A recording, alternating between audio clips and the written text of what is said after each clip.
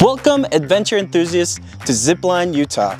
We're going to give you a comprehensive training to prepare you with the knowledge and skills that you need to safely operate through our Zipline course. So let's get started.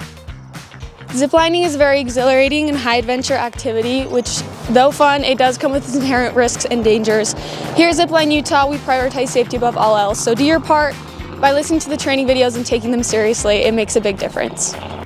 If you have pre-existing heart conditions, head, neck, or back issues, and are pregnant, you should not be participating in this activity. If this pertains to you, please grab a guide and let them know.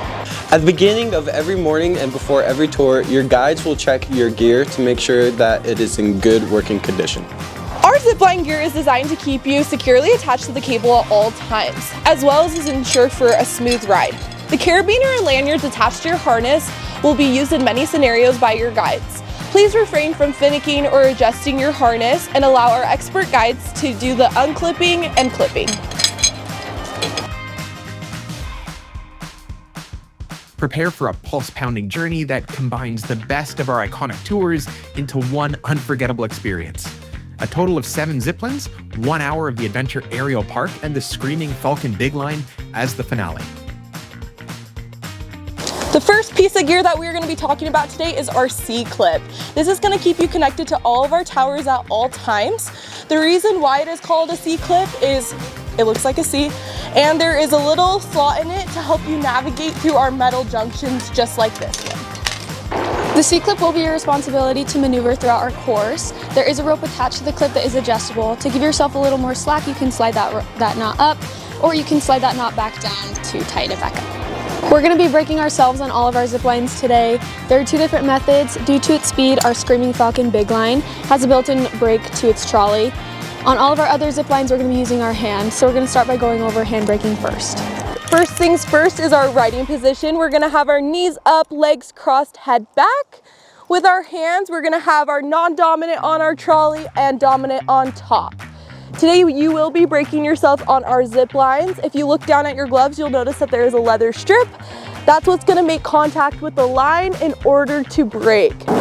When hand braking, start by adding light pressure behind the trolley. Don't put your hand in front, and gradually increase in pressure to bring you to a smooth and controlled stop. A guide will be waiting for you on the other side of the platform. Stand on the side opposite of the guide from the cable, and a guide will be there to unclip you. Luckily, you don't have to guess when you are braking on our zip lines. Our guides will actually give you a signal. If they're waving up and down, they're not saying hi to you, they're actually telling you to slow down. So you'll start braking, and when they want you to stop braking, they'll be doing a scooping motion, and that will tell you that you can put both hands back on your trolley to ride in. Okay guys, we're going to talk about riding down our Screaming Falcon big line. What you're going to need to do is get into good harness position as you're riding down. What that looks like is legs crossed, knees bent, feet towards your bum. You want your head away from the line, leaning back into your harness. As you're going down, if the wind starts to blow you sideways, what you're going to do is you're going to flex your wrists, your forearms, and your abs if you have any, and straighten yourself out to maintain that line all the way through. This is the fastest, safest, and most fun way to go all the way across. The big line trolleys have a manual brake built into it. As you're riding down, your hands will be staggered. It doesn't matter which one's in front and which one's in back as you're going across. When it's time to brake, you'll stack both hands on top at the back and pull down. The pad in the back will start connecting with the line and increase your friction, causing you to slow down. It is important for you to not brake until you receive a braking signal. As you approach the end of the zip line, your guide will be holding up an orange flag. If the flag is raised, that means brake. If the flag is lowered, that means don't brake. Your guide may switch in between raising and lowering that flag, so make sure to pay close attention and respond quickly. Really quickly, we're just gonna go over 2 what-ifs, coming in too fast and coming in too slow, and what to do in those situations. All of our zip lines are shaped like big bowls, meaning they have an incline at the end that'll slow you down naturally, but if you don't have enough speed to make it all the way, you'll start rolling backwards. So if you come up short, what you're gonna wanna do is grab onto the line on either sides of your trolley just to stop yourself, and then turn your back so it's facing where you're trying to go, and start pulling yourself in backwards, hand over hand.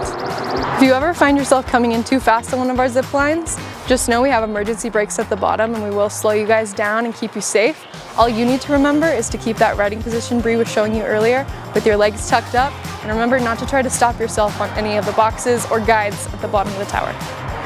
Though unlikely, extreme weather and emergencies are possible. The best thing to do is listen to your guide. Your guide has been trained on how to navigate and respond to several different situations on the course. If you have a unique situation or a condition that doesn't prevent you from participating but may require accommodation, please let your guide know. They are here to help you and help answer any questions. Here at Zipline Utah, we're all about having a great experience. Our guides work hard to make sure that your adventure is fun, safe, and memorable. We're also paid with a tip allowance in mind. So if you had an amazing tour today worth sharing with others, we'd appreciate if you gave your guides a tip. At the end of your tour, you can give a tip through cash or card. Regardless, we hope you had an amazing time. If you finish your tour and aren't satisfied, we want to make it right. Please share feedback with our manager or leave us a review.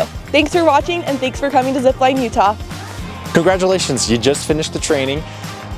Now it's time to have some fun. But real quick before we jump on the course, if anyone has any questions about anything we just went over, make sure to ask one of your guides so that we can have the most amount of fun and be as safe as possible. All right, let's get into it.